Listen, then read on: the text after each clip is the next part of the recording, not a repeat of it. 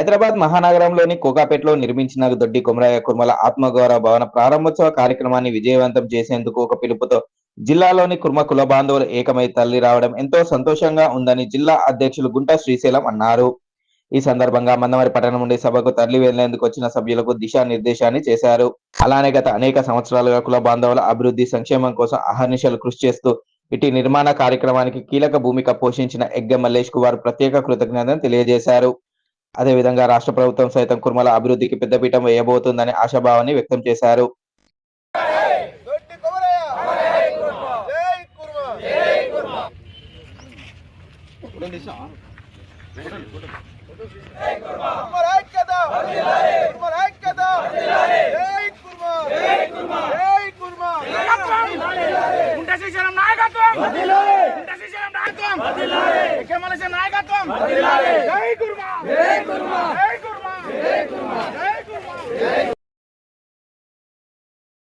హైదరాబాద్ కోకాపేటలో దొడ్డి కొమరయ్య ఆత్మ గౌరవ భవనం ఓపెనింగ్కి ఈరోజు మంచిర్యాల జిల్లా కుర్మలు పెద్ద ఎత్తున ఒక 60 వెహికల్లతోటి ఒక 400 మంది జనం తరలి వెళుతున్నాం.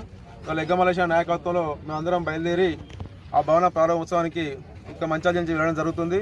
ఇవాళ ఆ భవనం ఓపెనింగ్కు మన గౌరవ ముఖ్యమంత్రి గారు రేవంత్ రెడ్డి గారు, కర్ణాటక ముఖ్యమంత్రి వర్యులు సిద్దిరామయ్య గారు, హర్యానా గవర్నర్ బండారు దత్తాత్రేయ గారు, మా రాష్ట్ర అధ్యక్షుడు ఎమ్మెల్సీ ఎగ్గ మల్లేశం గారు, ప్రభుత్వ విప్ బి లైలయ్య గారు, ఇతర మంత్రులు మన బీసీ మంత్రి పొన్నం ప్రభాకర్ గారు, దుద్దిల శ్రీధరబాబు గారు, చాలా మంత్రులు విచ్చేస్తున్నారు.